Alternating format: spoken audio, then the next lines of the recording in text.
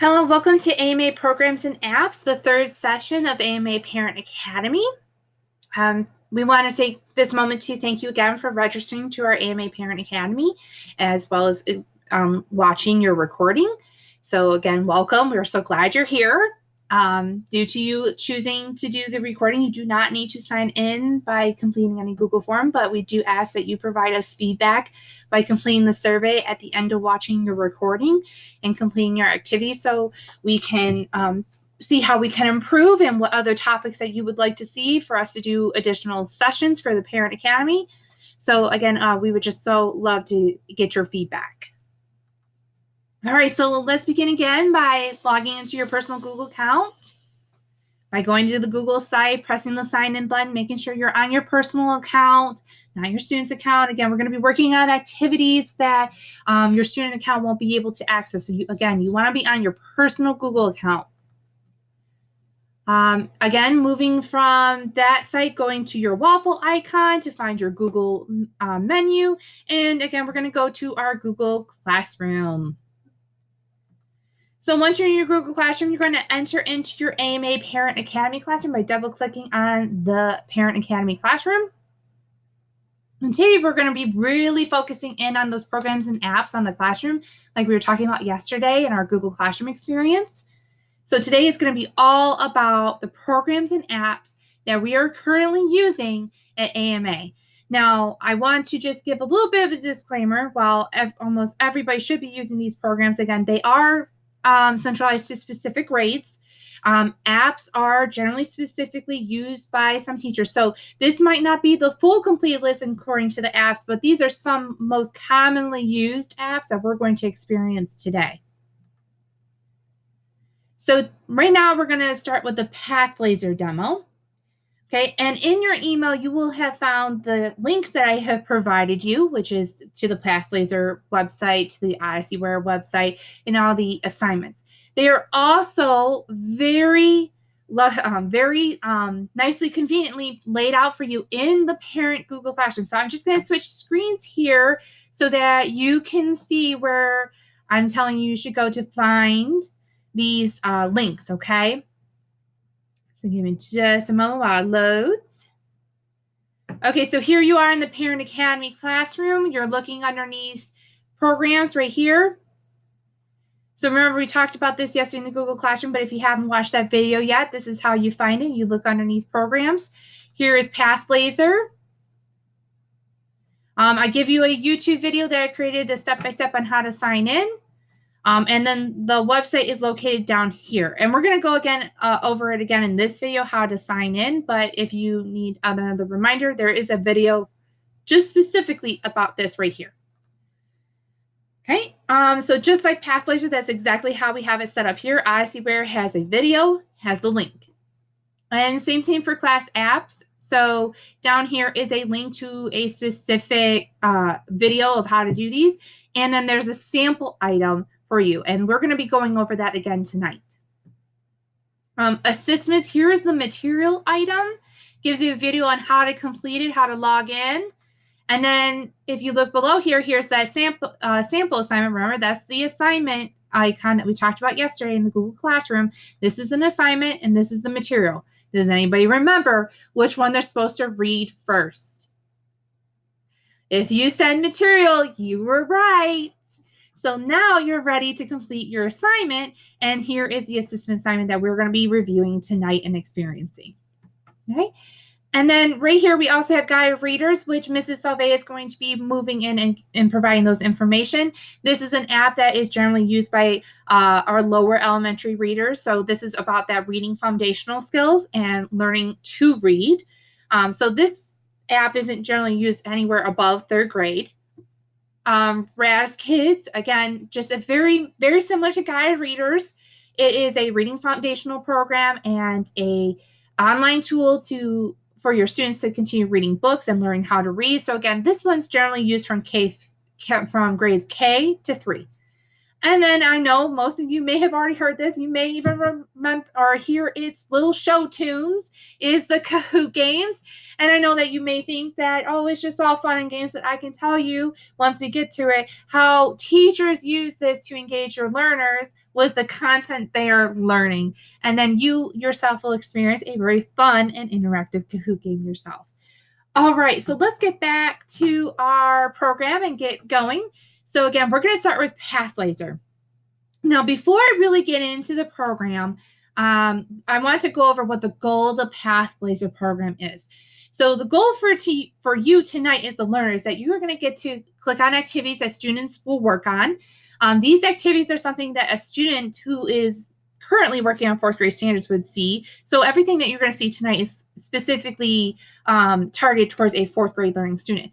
Now, I want you to remember that even though you may have a fourth grade student, they are not going to see these exact activities. Pathlayser is tailored specifically to your students' NWA scores. So what that means is we took their scores and the Pathlayser program did this for us to generate the activities and lessons for your student to be learning at their level, to be working on skills that is absolutely necessary for them. So it is a very well tailored program. If anything, I would say it is the most Montessori thing that is online right now that isn't exactly Montessori. So, like I said, our goal here at AMA is to tailor your instruction to be meeting your child at their level. And that's exactly what this Pathlayser program is going to be doing. So I have created 5 demo accounts for you to go in because I don't want you to go into your student one. So you're going to get to experience a demo account. So these are the usernames right here on the left where my mouse is, my little rainbow mouse. Demo 1, Demo 2, Demo 3, Demo 4, and Demo 5. Now, it doesn't matter which one that you use, but if you tried logging in on one and it kicks you out, it is possible that another user is on that right now. So if that's not working, try another demo. All demo passwords are currently set to capital A, capital M, capital A, 1, 2, 3. Okay, so let's go to the Pathlayser page and I'm going to show you how you can log in. So if you can conveniently find the link either within your email or on the Google Classroom for the Parent Academy, this is the site that it's going to bring you to. And I apologize if my computer's moving a little slow, so just bear with me here.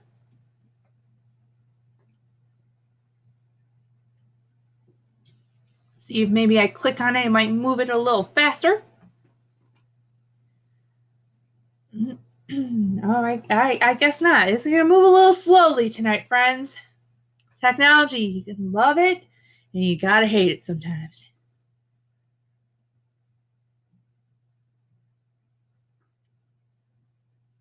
Slowly but surely.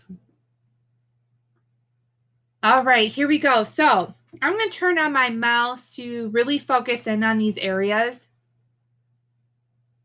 All right, so the first thing you want to do is to make sure you're typing in the username. So I'm going to go to demo 1 and the password, capital A, capital M, capital A, 1, 2, 3.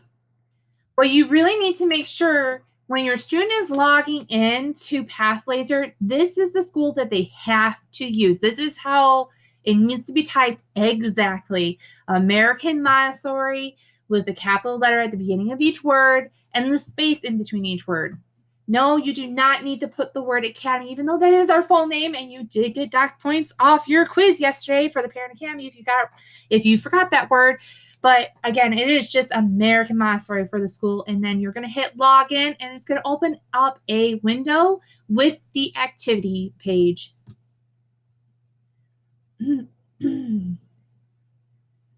Alrighty, and slowly but surely, we're just going to wait for it to load for us.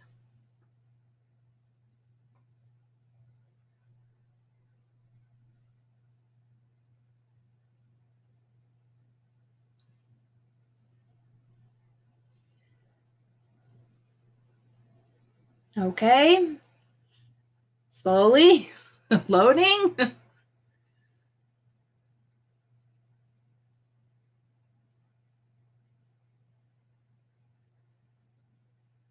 I'm so glad it's giving me a play-by-play. It's log in and okay, great. That's exactly what I want you to do.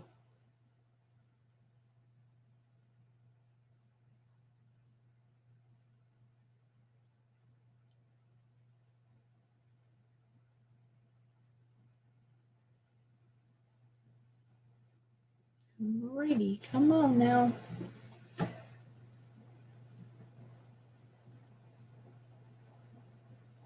All right, here we are in the demo dashboard phase. So for kids to access their activities, they would click on Pathblazer Reading or Pathblazer Math. And I'm just going to pause and give a little bit more of a teacher spiel here. We really ideally want students to be working on Pathblazer Reading for 20 minutes every day and Pathblazer Math for 20 minutes every day. So that's 40 minutes total each day on Pathblazer. Now, does it need to be 40 minutes just in one sitting? Absolutely not. I would generally suggest that if your child is working on reading, they do their math, they do the reading activity for their teacher, and then they hop on Pathblazer. Now, it could be the other way. You can flip it around just depending on how you choose to do your schedule, which we will talk more about schedules tomorrow. But generally speaking, you want to do classroom assignments, and then you want to make sure that you're on Pathblazer, okay?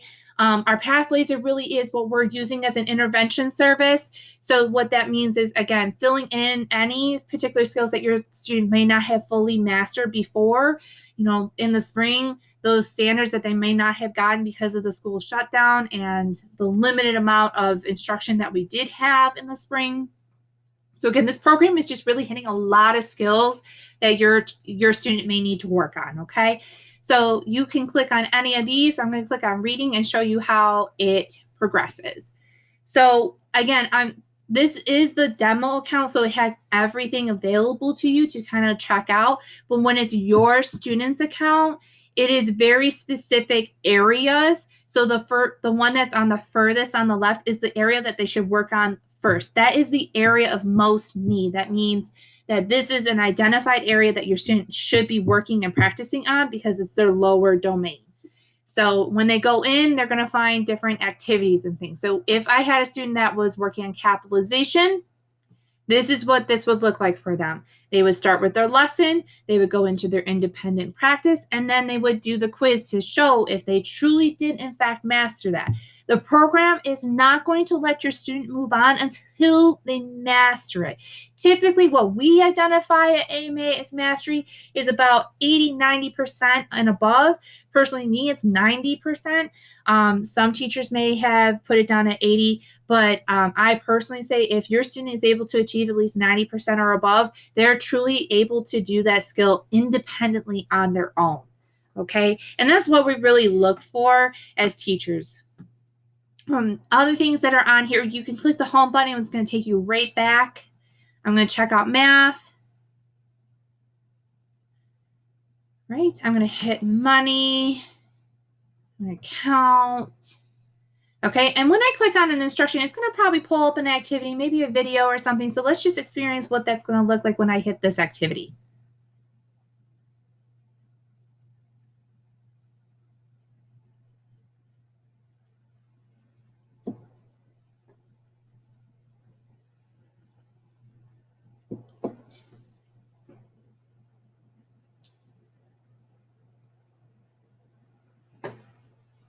Okay, so it brings you to the start of the activity. It tells you there's how many parts. I'm on 1 of 9, gives you the name of the activity, and it tells you to hit the start button.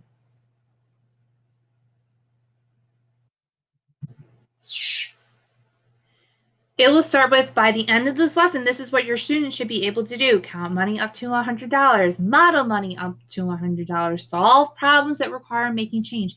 And all these lessons are laid out very simply. They tell you exactly what they're going to be doing. They have arrows of moving behind, arrows moving forward. And if it is available, it will be grayed out if it's not, and then a refresh button.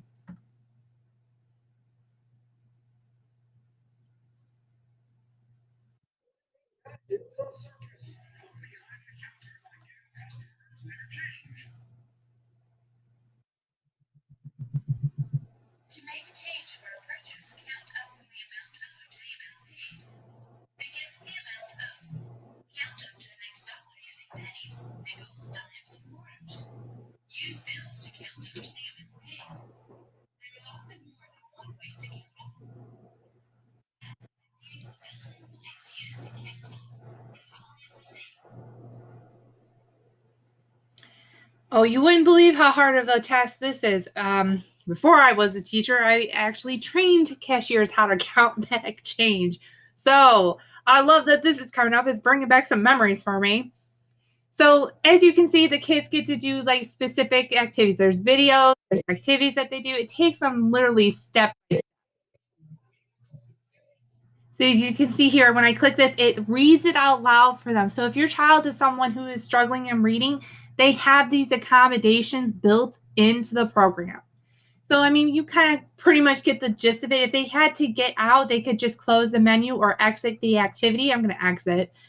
And let's just go back to the dashboard and just kind of explore a little bit more around Pathblazer. This is the portfolio. This kind of gives you an idea of what your student has been doing or what they've already accomplished. I really wish my computer was moving a little bit faster, you guys. I'm so sorry.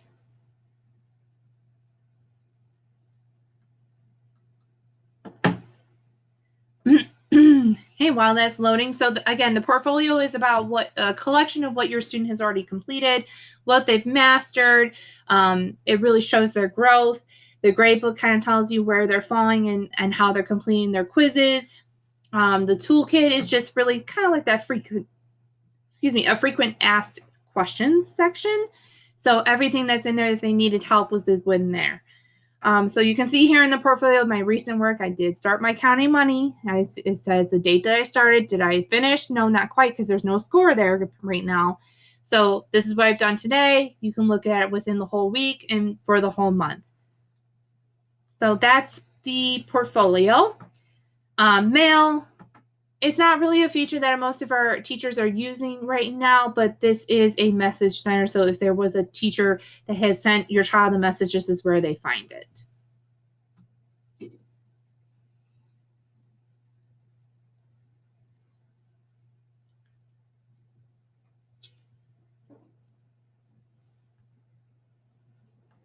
I was just taking it sweet time, you guys. All right. So again, just like your normal message system, but again, a lot of our teachers are not utilizing this feature because when the kids are on Pathblazer during their win time, and so they're already on with the teacher. So that is Pathblazer in a nutshell. Go ahead and pause this video for however long you like and get to cruise around in Pathblazer. But I am going to go ahead and continue on to our next item. So thank you, Pathblazer. All right, so I'm going to go back to our program. And now we're going to talk about OdysseyWare. OdysseyWare, the goal of this tonight is to, again, get you to be able to click on activities that students get to work on. These activities are something a student working on in third grade standards would be able to see. Do remember that OdysseyWare is teacher-assigned tasks that's related to their class lessons, what your student is learning. So everything that your student may be seeing is something that is a continuation from something in class, or it's a continuation from something in their small group that they're currently working on. Because again, our mission and vision here at AMA is to be working with students at their level. Just as Pathblazer before, there are 5 demo accounts. You can see the usernames right here. And their passwords for OdysseyWare is very simple. It's 1, 2, 3, 4, 5, 6. So again, locate that OdysseyWare link in your email or within the Google Classroom for Parent Academy. Okay, and I'm just going to go ahead and toggle to that. I just want to draw attention. If you try to Google Help OdysseyWare and try to find the login, it's going to pull up different schools. So it's really important to make sure that once you get this on the web browser, bookmark this to your child's web browser. And that's super easy. All you have to do is click this little star here in this top right corner and edit your bookmarking. So I would type in OdysseyWare and I would attach it to my bookmark bar, which you can see here. Okay, and the reason that it's that short is because I did not put in the title and it's just the icon, and I automatically know what that icon means. But you can put in the name just like my Pathblazer is on here, right here, and it will be just fine. Now, the other feature I want to show you is if you have a child who is not familiar with how to find the bookmark bar, another thing you could do is make sure that you're, again, on this website. Go to this 3 dots here in the corner, let it pull down the menu. You're going to then go down all the way to more tools, hit create shortcut, and I'm going to type in Odysseyware just to show you that's what I wanted to name.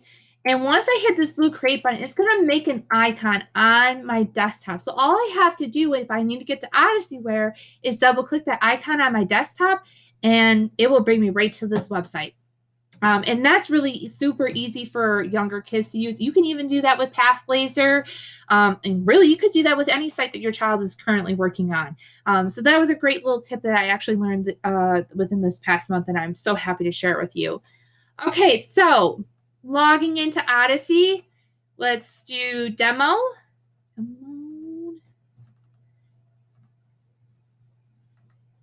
Give me just a second. There we go. I'm going to do demo 3 this time. It's 1, 2, 3, 4, 5, 6.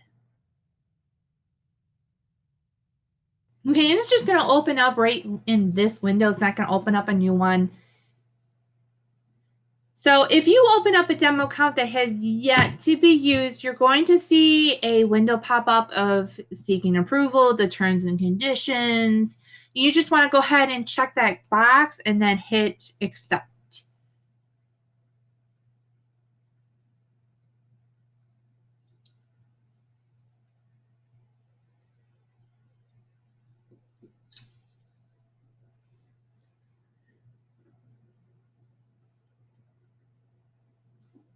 All right, here we go.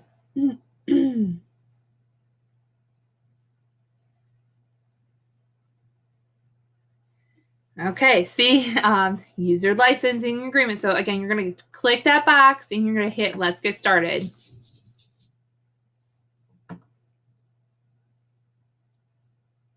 Okay, so when your student logs in, they're going to automatically see this video here. They can always check it off, but this video is really important. They really go through step by step how your student can use this program. Luckily, you have me, so you don't need to watch him. But if you would like to on your own time, feel free. I won't take it personally, I promise. Okay, so the first thing we're going to do is go to this light bulb here that says Learn. And this is going to take you to your student's assignments. Okay, right now for this demo, I have placed in one assignment that has multiple components to it for you to try out.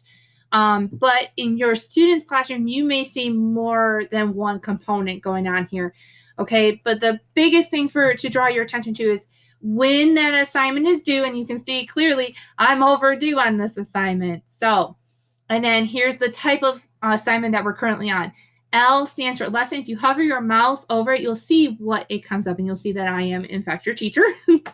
The title of the lesson, a current score. If it's giving this ... that means there isn't any score, which means it hasn't been done yet.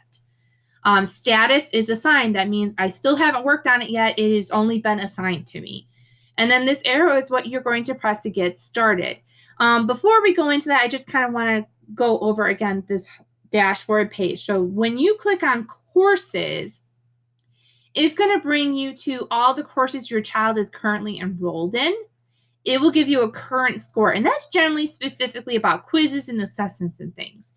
The score to date is where is your child currently at for the unit, okay? And then the progress is where are they at in all the assignments that is assigned to them, okay? And then this really helps you, like, when did the child actually officially start on this assigned work? And so if your child is saying, oh, I did that yesterday, but the date here says the date of today, I don't know what to tell you. I guess they didn't start that until today. So if you ever really want to check in on that, that is definitely a place to make sure that, you know, you're trying to keep your child accountable and keeping them up on their work. It tells you when their last completion was. It tells you how many assignments are remaining with this. There are 4 assignments in this demo that I've given you, and there's 4 that I still haven't done as a learner. There are 8 days remaining within this period before it is due. So this is telling me right here how many assignments I need to do a day to kind of keep on pace. So right now it's telling me I'm really one behind.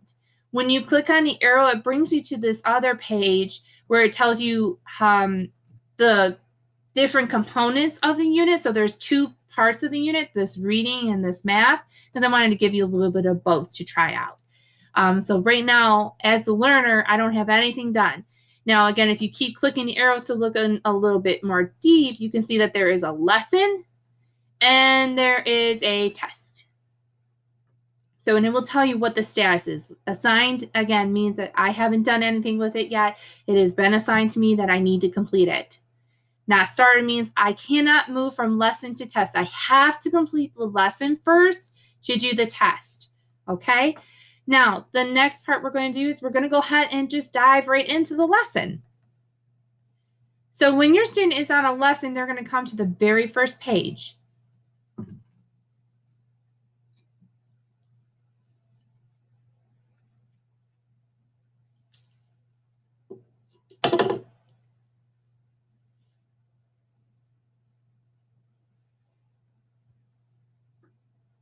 Okie dokie.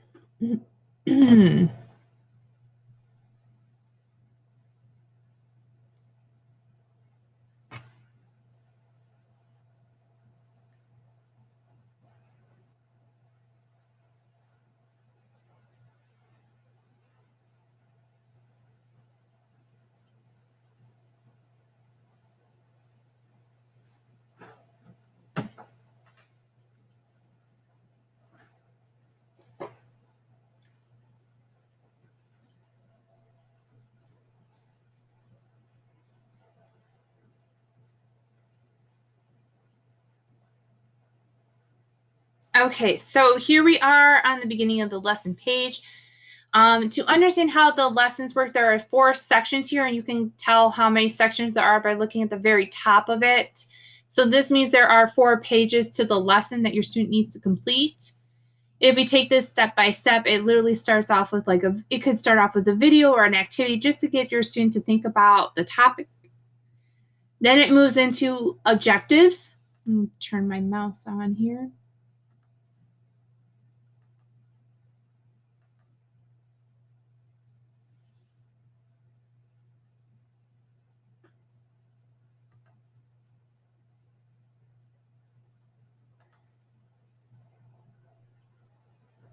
Okay, so here's the objective. So that means that your child should be able to do these things by the end of the lesson. Here is the vocabulary section. It tells you the important vocabulary that your children are working on within this lesson. And then this is what they call vocabulary arcade, and it's just kind of a little vocabulary game that they can play. Then there's this section about vocabulary at work. So learning how to use the words, what does it mean within their lesson, how they can use those words, sometimes some specific videos or activities to use the words. And the way that they're ready to move on to the next section is that they need to reach all the way to the bottom and click on the blue text that says read the next section. The next thing that the lesson is going to do is then dive into how the skill is used, how your student can use the skill, and give them several different examples of how to think about the skill and how they can continue to move to learn.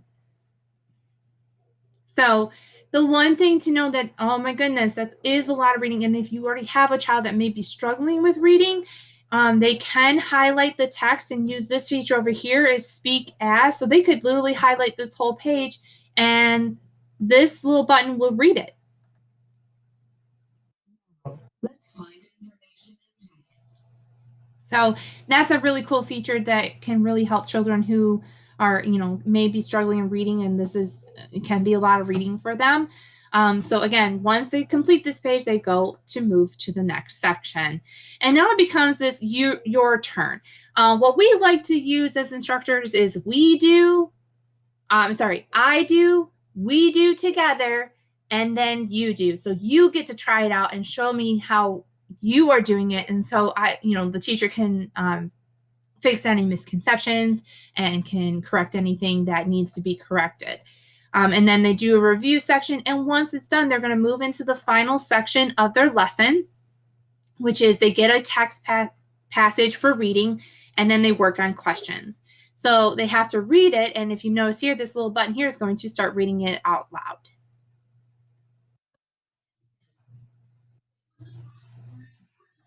So it has those wonderful little features, again, to read questions. So then your student can answer the questions. Now, I really want to draw attention here because the way to move to the next question is that you can see up here it says question 1 of 6. That means there are 6 questions for this passage here, the right ahead. To move to the next question, they have to click this button. Now, if they were not paying attention and they happen to turn this in or click this button and says turn in, it's going to say, hold on, friend, you still have 5 questions unanswered. So then it will ask them, it will prompt them, are you sure you want to continue and turn it in? They're going to need to say, no, thank you. Okay, so then they're going to go back and press this, and it's going to go right to the next question for them. Now, for this assignment, for the sake of time for your guys, I want to make sure your time is used wisely. When they come across questions that have them type in an essay or a response, the older your student gets, it is expected that they complete their answers in a complete sentence, complete thoughtful response. So that means that it does require them to answer in more than one word. And so sometimes that can kind of give a little bit of a hiccup in your ELA assignments if you are not following the directions or completing it to the expectation that it is requiring them to do. So right now, this one is just multiple choice. I will say that the program also will notice if your child is just moving through and clicking randomly, like really, really quick, and it will stop them. So that is one thing to look out for. So would you like to turn in this assignment? They can say no, thank you. Yes, please. Right now I'm going to say no, thank you. I'm going to show you some other features in here. Ask for help. If a student needs help with something, they can write a message to their teacher. They would say, I need help. And I would really encourage your child to make sure, again, to say what they need help on. So they would say, I need help on question 5. I don't understand what it is asking me to do. And then it would send it to the teacher. And so on my end as the teacher, I would be able to respond to the student here. And you can see here that help has been sent. Okay. Some other really cool features for this is that you can print activities if you have a printer at home. But again, to be able to submit this to your teacher, you do want to make sure to complete it within here. But you can print it to work on paper and then come back to the program and input your answers. The reference material is by, you can highlight a particular word or a particular topic and you hit the reference material and it's going to give you specific information about that. This is to change the language. So if you need anything translated, you can hit this button and it will translate the text to a different language. And we've already featured this button that it speaks it out loud for you. So now I'm officially done. I'm going to turn this assignment in. I'm going to hit yes, please. And then you're going to notice that I did not do well on this assignment, not at all. That means it's not going to let me keep going. I need to reach a level of mastery. Remember, we talked about this. And so this button that says keep going, I can't even click on it because I have not met the level of mastery. Now I can try again, but keep in mind it says here, right here, you have 1 attempt left on this assignment.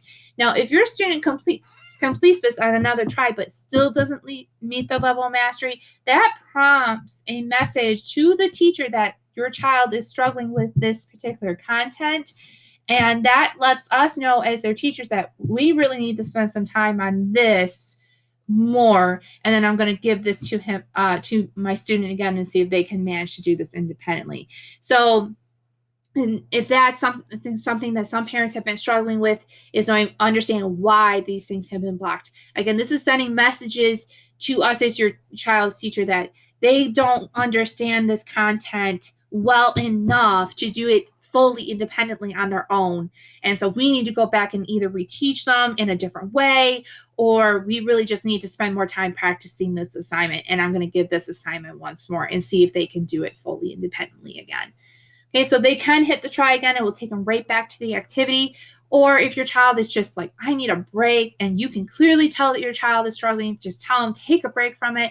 They can hit the assignments. It will take them back to the home page, or at least the assignments that they still have available for them to do.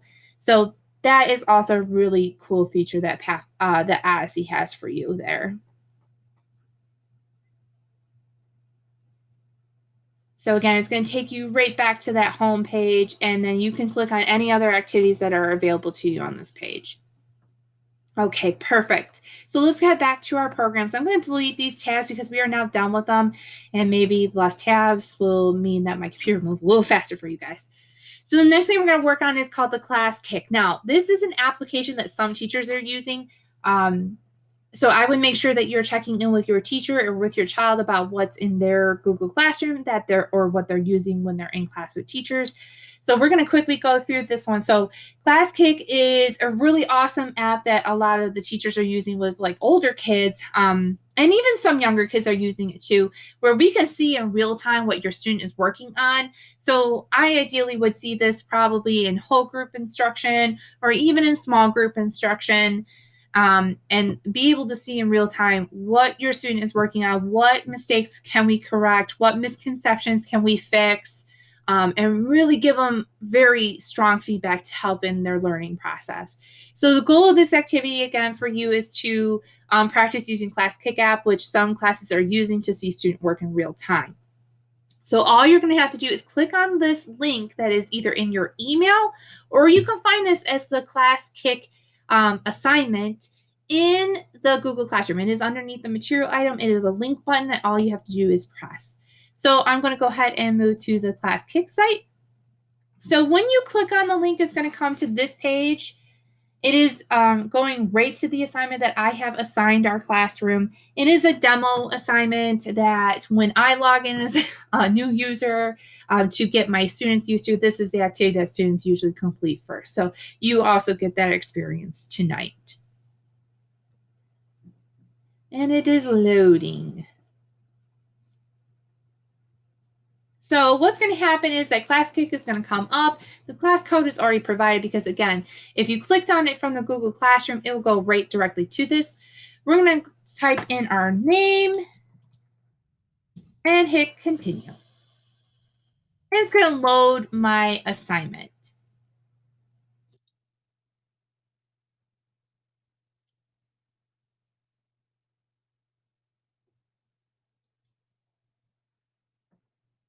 So here is some examples of an assignment. So add shapes and words to this page. So we have hello.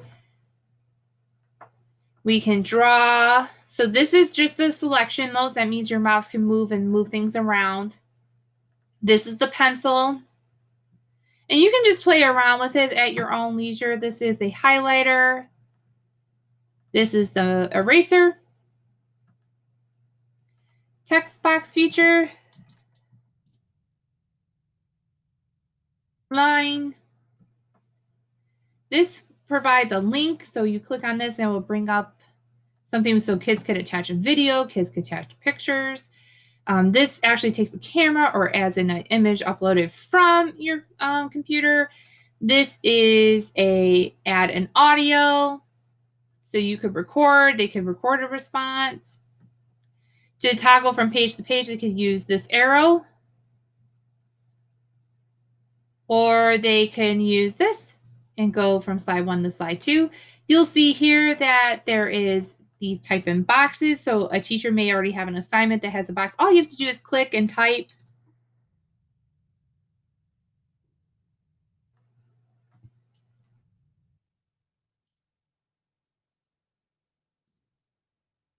And that is true. Now, if your student was on a problem that they needed help with, in this top corner, there's a little hand. You could raise your hand to ask for help.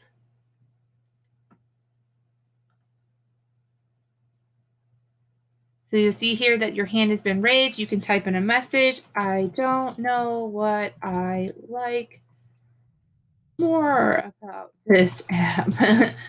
So you could send a message to your teacher. The teacher will get this and be able to come and help the student, or when they are able to come in. So once the student feels like they have been helped, they can put their hand down. When they're done, they could put please check. This will notify the teacher that they're ready to check their work.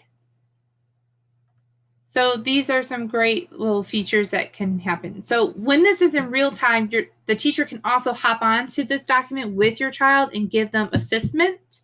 So that's also a great feature about this application. So if you would like to pause this video and kind of play around with it on your own, please feel free. Otherwise, I'm going to keep moving into our next application, and I am going to close this one out. So now what we're going to talk about as soon as there we go, is assessments. A lot of teachers are using this because it really connects well with our math curriculum of Engage New York or Eureka Math. It's one and the same. There is a link in our Google Classroom. It is a material item and an assignment. It is an assignment because it's very specifically geared. There is a relationship between my Google Classroom and the program assessments. So that's why it's set up that way.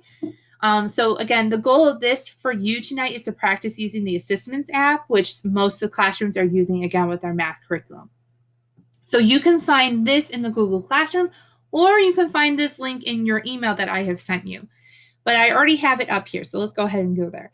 So this is what it will look like after the student logs in with their student classroom account. It is generally just specifically their Google account name and their password, and it usually connects well with their Google Classroom. There shouldn't be much of a need to log in, but if they do, that's what you need to use is their Google Classroom account.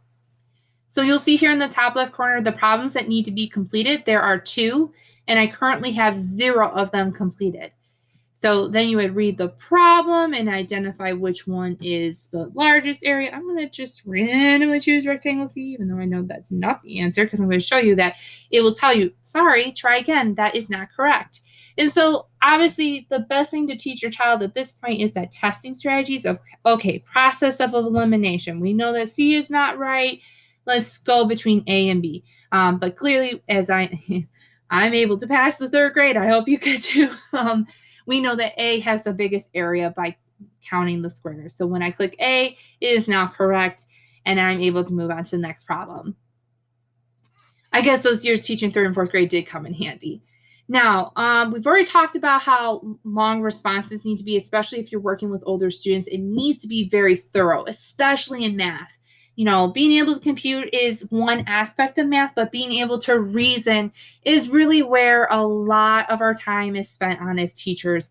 And we really need to make sure that our students are able to express within writing by using mathematical vocabulary. Sorry, Miss Salve is talking to me. So again, we're talking about putting responses in complete sentences. So how did I know that rectangle A has the largest area? Rectangle A has the largest area because I counted 16 square units, and that is more than rectangle B and rectangle C. Now, an older student may even go into more depth saying, well, rectangle B has this many and rectangle C has this many. For the sake of our time, I'm just typing this in. So then once your student is done, they're going to hit submit answer. Now you'll notice that this is blue. That means because it is a written response, it means the teacher needs to go back in and review it to make sure if your student truly really understands this content, is able to master that. And then once your student is done, they have finished, and that is all done. They just hit close window.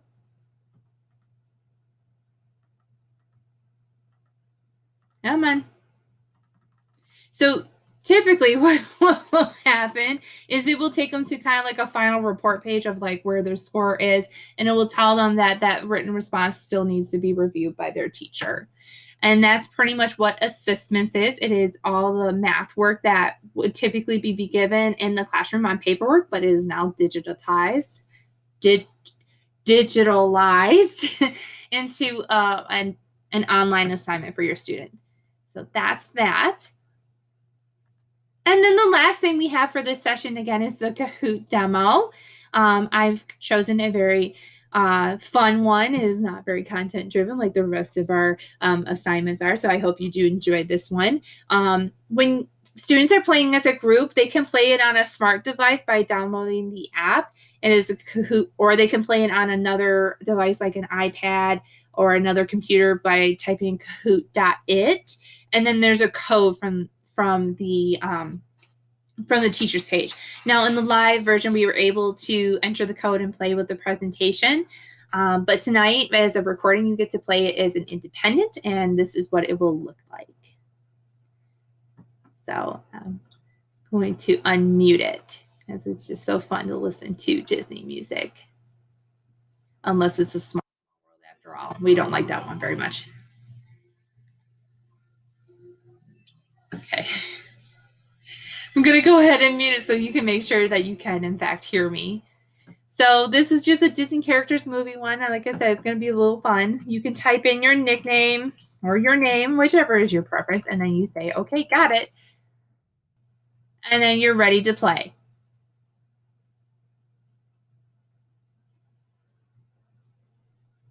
It is very, very simple.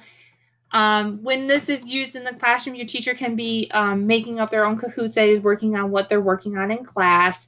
Sometimes it's used for review games. Sometimes it can be used as a pre-assessment type thing to kind of see where their knowledge is at. So I hope you guys have some good Disney trivia. I'm not going to give away the answers. Well, Kahoot will. So that's pretty much what they do. And when you're playing in the game, it can get kind of competitive. But again, it's just sending that message to the kids that it's not about winning. It's about showing what you know. So that's pretty much it, you guys. Those are just a few couple apps that we really use here in the classrooms at AMA. So thank you so much for attending our session. Oh, that should say programs and apps. So, but it is a part of our Google Classroom. It's one and the same. So again, thank you so much for coming. Again, your feedback is very important to us. So make sure you complete the survey at the end of this session. And we look forward to seeing you guys in our next session. Thanks so much.